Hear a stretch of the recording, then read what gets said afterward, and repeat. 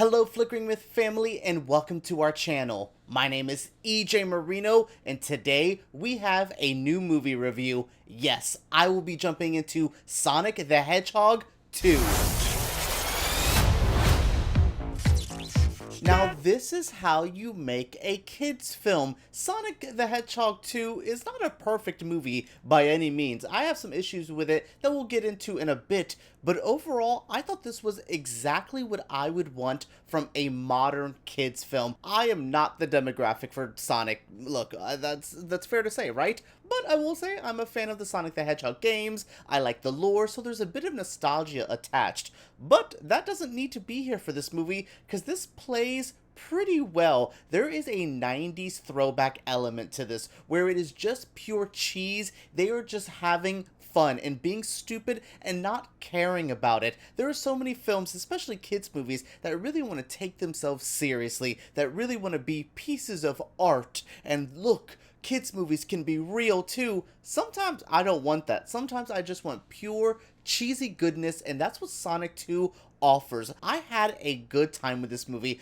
I laughed a tons. There is a lot of pop culture references. There's movie references. There's a lot for you to pick up on. I also had the chance, I guess I will say, I wasn't going to say the honor, but yeah, I got to see this with a full audience. There was kids packed to the brim with this theater. Usually my press screenings are kind of more, press critics focused, so this was a general audience there, and I will say that helped me a lot with this film too, to realize what worked, what was like sticking, and maybe this movie is a bit too long. Again, we'll get into more of the nitty-gritty details, but overall, I had a good time with Sonic, and that impresses me, but that's what happens when you make a solid kids film. The sequel to Sonic has a pretty straightforward plot. We have Tom and Maddie who adopted Sonic. They're trying to grow with their new weird son. He's trying to figure out how to be a hero. He wants to save the world like he saved it last time, but he's not the best at saving the world, so they go out for their own little trip and leave Sonic at home alone,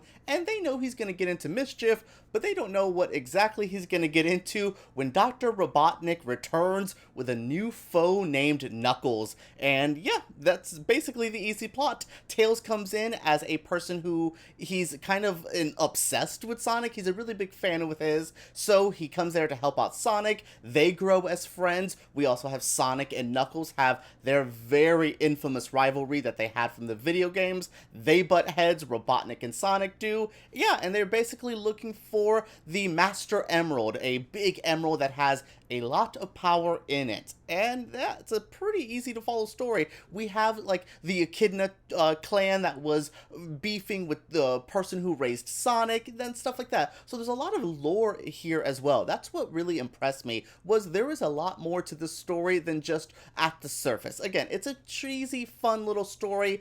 Sonic trying to be a hero, gets into mischief, and his family is just like, oh, Sonic. It's a easy plot, but the lore, the jokes, the way that they make it unfold, I was really invested, especially when they get to that place where the Master Emerald was there. I was just like, whoa, I like this more action-adventure romp more than I liked Uncharted this year.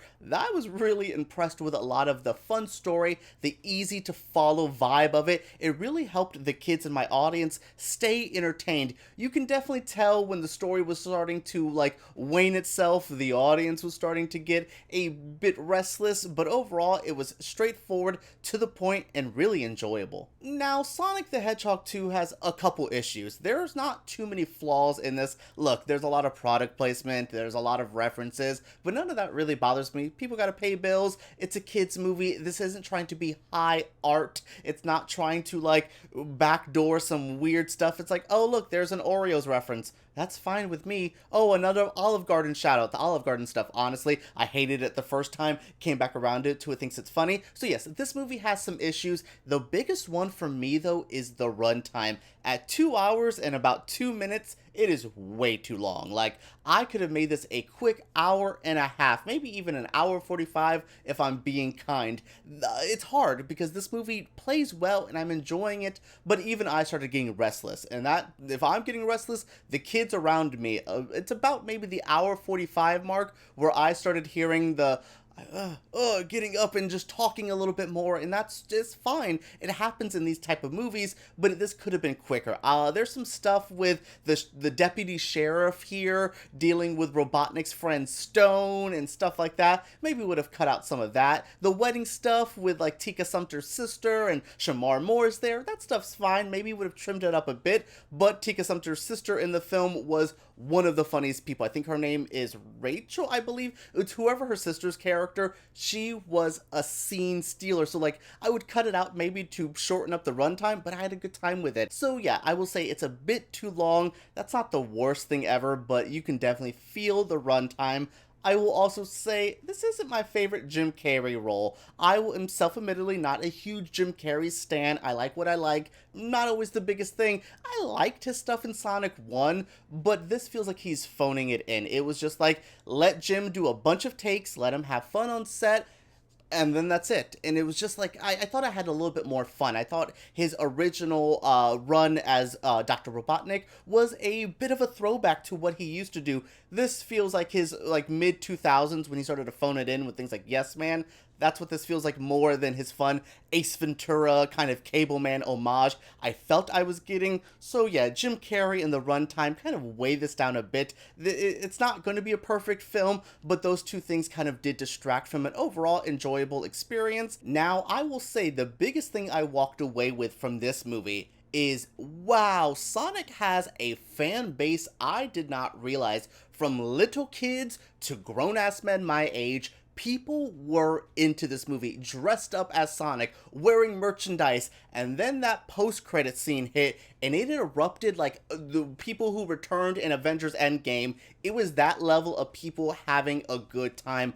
I will say, don't ever underestimate the Sonic fandom. That's what I love about this. It's a perfect kids movie, but this is also a perfect movie for Sonic fans. There are so many game references. There's so many game just straight up stuff that they use. I love films that feel like a love letter to a fan base. It's really cool to see, and it feels like they're getting serviced very well. It's really happy to see the fandom of the Sonic people get movies they like. I come from liking video game movies. I have sat through so many Resident Evil movies and still have not got my perfect Resident Evil. Now, while Sonic may not be a perfect film, adapting a video game, this is how you do it. This is pretty strong, and I can definitely see why fans are into these movies, because it seems like it's handled with respect. They're trying to make a movie, and you gotta change some stuff in the video games to make it work, but they're still keeping true to what makes it work.